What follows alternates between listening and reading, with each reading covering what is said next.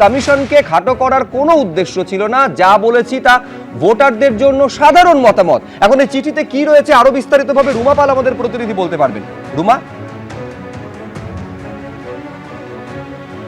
দেখো, এফআইআর এর বিষয়টা সামনে আসতেই কিন্তু এসডিওকে একটা চিঠি লিখেছেন, ব্যাখ্যামূলক চিঠি দিয়েছেন মনিরুল ইসলাম। কি বলছেন?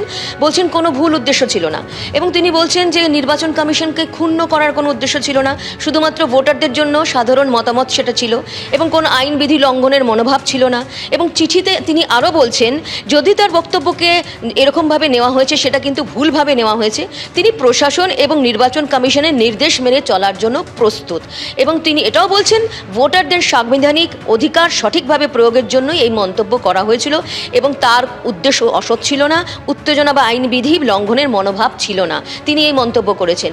দেখো, জানিয়ে রাখি যে কমিশন যখন বলেছে যে এফআইআর করতে হবে, এবং এখনও পর্যন্ত যখন এফআইআর হয়নি, তারপর জানা যায় যে একেবারে দিল্লি নির্বাচন কমিশন থেকে কিন্তু ডিস্ট্রিক্টে কথা বলা হয়, এবং তারপরে যখন এফআইআর হয়নি তখন দেখা যাচ্ছে যে মনিরুল ইসলাম একটি চিঠি পাঠিয়েছেন এসডিওকে, এবং সেক্ষেত্রে বলা হয়েছে তার অবস্থান স্পষ্ট করেছেন, এবং তিনি বলছেন যে তার কোনো ভুল উদ্দেশ্য ছিল না, এবং তিনি প্রশাসন এবং নির্বাচন কমিশনের যা রুল বা যা নির্দেশ রয়েছে সেটা কিন্তু তিনি মেনে চলবেন। একেবারে কোনো ভুল উদ্দেশ্য ছিল না, সম্পূর্ণ তিনি কমিশনের নির্দেশ মেনে চলবেন, আইন ভাঙার কোনো অসৎ উদ্দেশ্য ছিল না বলছেন মনিরুল ইসলাম। সত্যি তো, মানে যিনি ধরুন লাঠি বা কঞ্চি দিয়ে ভাঙার কথা বলেন, কোনো ভুল উদ্দেশ্য ছিল না, বা কমিশনের কোমর ঢিলে করে দেওয়ার কথা বলেন, একেবারে পাতাল থেকে হেঁচড়ে বের করতে হবে বলেন, মানে যারা ভুল উদ্দেশ্য ছিল এবং তিনি হিংসায় উস্কানি দিয়েছেন যারা বলছেন, তারা সবাই হচ্ছেন দুষ্টু লোক। আসলে এগুলো ছিল তার মুখনিসৃত শান্তির ললিত বাণী, যেটা তিনি প্রচার করতে চেয়েছেন। মানে তিনি বলেছেন এটা কোনো ভুল নয়, আসলে যারা বুঝেছেন তারা ভুল বুঝেছেন, তাই না ডক্টর বিশ্বাস? দেখুন, প্রথম কথাই হচ্ছে যে ঘরে যখন আগুন লাগে তখন মানুষ প্রথমে সেই আগুনটা নেভাতেই ব্যস্ত থাকে। একজন 85 থেকে 89 বছরের বৃদ্ধ নাকে নল নিয়ে ধুকতে ধুকতে যখন মৃত্যু পথযাত্রী হয়ে যান, ওই এসআইআর এর অকথ্য অত্যাচারের লাইনে, তাহলে তার জবাবটা যতক্ষণ নির্বাচন কমিশন না দেবে ততক্ষণ বাকি কোনো জবাব বাংলার মানুষ দিতে রাজি নয়। দিনের পর দিন যখন সুপ্রিম কোর্টের নির্দেশও নির্বাচন কমিশন সেই জন্য এইভাবে বিডিও অফিসে গিয়ে ভাঙচুর করাটাও যুক্তিসঙ্গত বলছেন। আমরা আবারও বলছি যে দলগতভাবে আমরা হিংসাকে সমর্থন করি না, কিন্তু জনরোষ যদি হয়, সেটা আপনারা দেখেছেন ইউরোপে হয়েছে, বিভিন্ন বিশ্বের রাষ্ট্রে।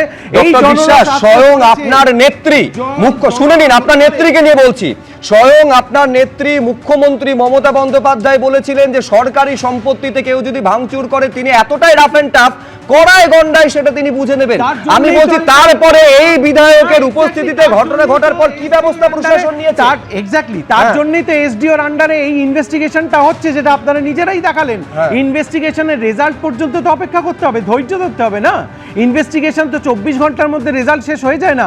আপনারা একটু বুঝে দেখুন, যেখানে কি হয়েছে, কোন এফআইআরটা করেছে। 1.5 থেকে 2 কোটি মানুষকে একটা অকথ্য অগণতান্ত্রিক অত্যাচারের মুখে দিল্লির স্বৈরাচারী জমিদাররা ফেলে দিচ্ছে, সেটার প্রতিরোধ যখন হবে, কোথাও কোথাও জনরোষ হতে পারে।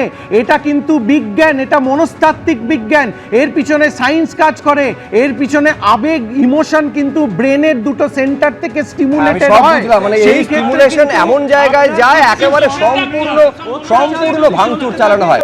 এবিপি আনন্দ, এগিয়ে থাকে, এগিয়ে রাখে।